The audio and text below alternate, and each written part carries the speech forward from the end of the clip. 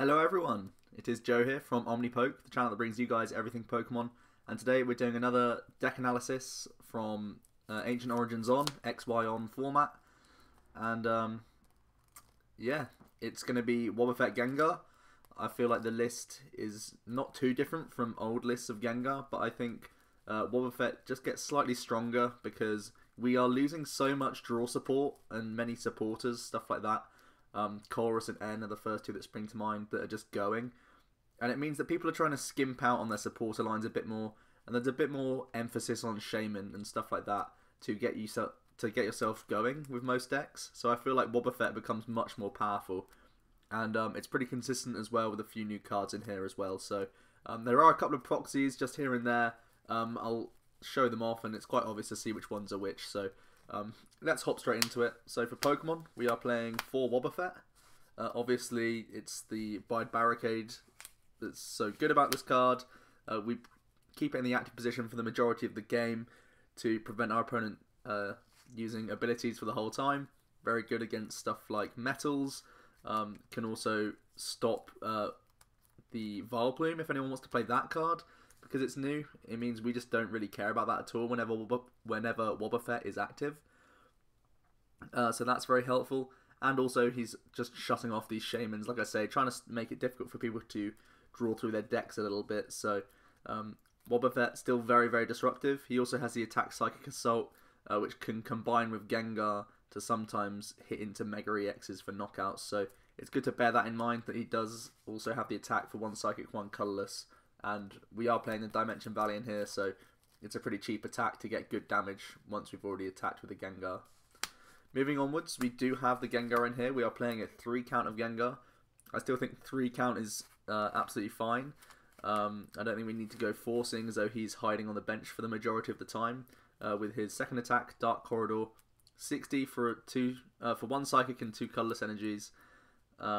60 and poisons the active, and you get to switch to the bench, moving yourself into either a Wobbuffet or a Robosub, which we also play in here. So it's basically because Donphan's gone, Gengar is like the best option we have now for that sort of hit and switch style deck. And yeah, he hits good numbers. With Muscle Band, you're hitting 90 with the poison coming back in. People don't play Virizion anymore because obviously that's gone, so Gengar's pretty much always two-shotting things. And when it's Megas, sometimes you need Wobbuffet to get the 2-hit, but even then, like, it's fine numbers for the majority of the time, and it's just an annoying target to get out of the active position.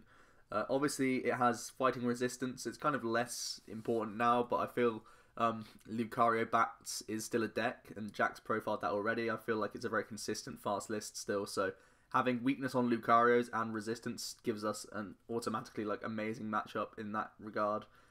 And dark weakness isn't too big of a deal because we have to, at the moment, the main thing to worry about is like Yveltal's still around, I guess, to some extent, but there's so much lightning that that's not really a thing at the moment. And there's also the new Tyranitar, but seeing as though that's a one-hit KO type Pokemon anyway, it really doesn't affect Gengar having the weakness to dark. It's just, it would get knocked out the same as anything else would against Tyranitar, so that dark weakness is a good thing to have as well, as I think, so decent typing overall. On to the last 4 Pokemon that we're playing. It's 4 of the new Unknown. This is just to help us be consistent. Obviously Unknown is a Psychic type, so it gets around Wobbuffet, so we can still get 4 draw cards off of this. I'm playing 4 Unknowns in a lot of my new decks because effectively you can play with 56 cards, and it just makes getting into your other cards much more frequent and easy to do. And seeing as though Gengar Wobbuffet sets up and pretty much does its own thing quite easily, we're not so tight for space that we can't fit these 4 Unknowns in here. So I feel like it really works. It just helps us get into our things a lot easier.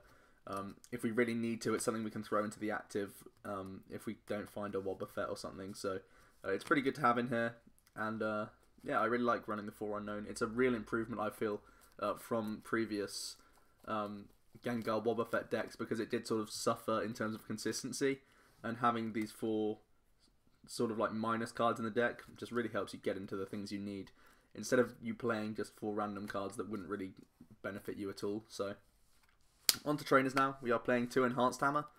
Enhanced Hammer, still very fantastic in the new format. It's great against the new Giratina. It's great against Rayquaza variants, which are still going to be very, very popular.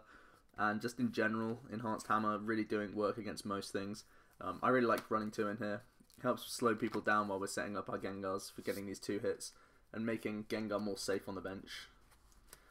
Next up, we're playing 3 Trainer's Mail. We still need to have a couple of trainer-based like draw cards to help us through, seeing as though we can't run Shaymins of our own. So Trainer's Mail really does fit this purpose. It can help us find supporters, it can help us find Robo-Subs, which is very important, and other combo pieces like Muscle Band and stuff. So Trainer's Mail all round, we're going to get a lot of value out of it because we run a fairly low Pokemon count and, you know, an average energy count. So we have plenty of targets to get out of the Trainer's Mail for the most part. Next up, we're playing 3 VS Seeker. One of mine is nice and gold. I normally don't play my golden cards, but this one came bad condition out of the pack, so I thought it's not going in the collection, so I may as well demonstrate it here. We've got the 3 VS Seeker. It's really nice for a couple of techie things we have in here. Notably, I'm not playing Hex Maniac. That's because, I'll get onto that in a moment, mainly because we have Wobbuffet to get around the things that really cause us issue, but VS Seeker is still really important for gathering other things. Like I play a Teammates in here, and it's great to be able to trigger that off as many times as possible when we're using Robo-Subs and stuff. So VS Seeker helps out in general, you know, more targets for more supporters. Like I've already mentioned, there's less good supporters that we have accessible to us now that we're XY on. So VS Seeker becomes just an even more influential and important card. So next up, we're playing 3 switches. Unfortunately, we have lost Floatstone to the rotation, so we have to play a high count of switch. It's slightly nicer than Floatstone in some ways, I feel, because if you actually start with Gengar, you'd never really wanted to ever Floatstone your own Gengar, but switch helps us do that in the early turns. Obviously, it gets us back out of Wobbuffets and stuff like that, so it's just really necessary in here, seeing as though we are doing hit and switch style. Like 3 is definitely okay though, because we have other things like Mystery Energy, which is another way that we can move Wobbuffet quite nicely. And like I said, Wobbuffet has an attack that's pretty handy as well, so sometimes you don't even need to switch your Wobbuffet, you can just attach an attack into whatever's active. So not having too many switches is, like having 3 is definitely okay, I think. Definitely because we also play Robo-Sub, we don't need to switch constantly.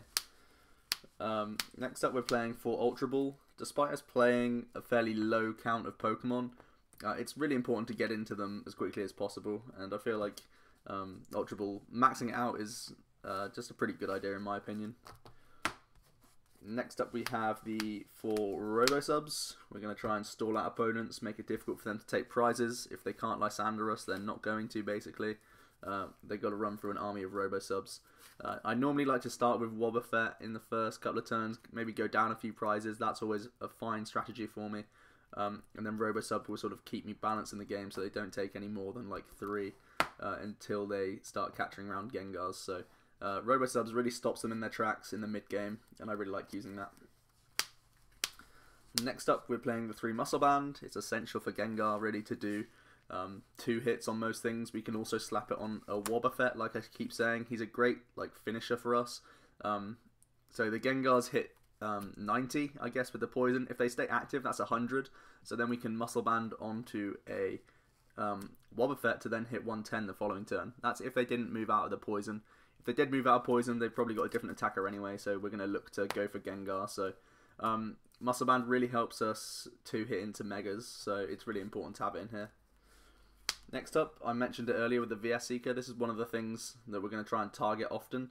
Teammates, really good. Works amazingly well with the Wobbuffet, that's just a single prize, and then the Robo-Subs, which is 0 prizes every time they knock it out, but we still get the effect of Teammates, so it helps us search through whatever we need to. Next up, we're playing 2 Shauna. There is definitely a debate over Shauna v Birch in here. You could go one of each if you really wanted to. I personally like running 5 in this specific deck. There are decks that I will profile XY on where I feel like Birch is superior. But here I feel like it's more important to get a definite 5 in this deck. Because we don't have stuff like Shaymin support, it's very detrimental going down 2 lower cards. So I think Shauna's just a safer option for Gengar in particular. So I've gone for 2 of her in this deck. Next up to Lysander. Lysander capturing up whatever we need to. Like I keep saying, we're two-shotting things rather than one-shotting for the most part. So sometimes we've got to capture up things to finish off KOs. Also, the new Hooper is out, and that is weak to Psychic, so that can sometimes be a really nice free prizes, free 2 prizes for us if we use Lysander effectively against those sorts of decks. So very nice to have in here, 2 Lysanders. Next up we are playing 3 Tierno. Tierno is a card that really never got a look in the past format because drawing 3 just wasn't strong enough. Now I feel like it definitely is worth playing in here. I originally started out with 4 Shauna and like 1 or 2 of these, but I just kept thinking, you know what, it's really important to keep bumping up cards in this deck because we're often looking for energy, we're often looking for Wobbuffets and such, and like we're always looking for things. Basically, we need to keep finding switches. So I think the draw 3 is quite standard. It can get us into more things. I think I prefer it to shuffle draw because you're actually getting overall in the hand more options. So seeing as though you can't get End Away now, I think Tierno is going to be a slightly better card. And for Gengar, where we're trying to combo off things and constantly searching, Tierno is going to be really nice. So I like playing 4 of that as well. Finally, for supporters, we're playing the 4 Sycamores. Pretty standard as well, just the strongest supporter we have, really. This deck doesn't like discarding too much, but obviously we need to sometimes with Sycamore, so we can pretty much play out most of our cards other than energy, so it's quite nice in that effect that we don't actually really lose that much with Sycamore. There's kind of like anti-synergy if you're using these in combination with each other, but basically you can keep Tiernoing until you're in the situation where your hand's dead and you need to Juniper anyway, so I feel like it's pretty fine. Finally, we have the Stadiums. We're just going for 4 D-Valley. We don't have the option of Verbank anymore, which some Gengar players used to play. We're just going maximum D-Valley so that Gengar can attack on 2 energy, and that's pretty nice, I'd say. So let's keep D-Valley around. It makes Wobbuffet a cheap attacker as well, so pretty important card, I'd say, for the overall deck. Finally, onto energy. We are playing 4 Mystery Energy. Very important, like I say, we don't have Floatstone. We can put it on the Wobbuffet to move it for free now, which is really cool because then we also get to keep the energy around for a finishing move later on. Maybe if we have 2 Wobbuffets in play, we can Mystery Energy 1 in the active, go into our Gengar, and then promote a new Wobbuffet, so the energy sort of stays around, unless we don't have a switching option for the following turn. But there's definitely plays you can make with Mystery Energy. It means that we can get out of the active with Gengar if we start with it, so that we can still get Wobbuffet in the active turn 1.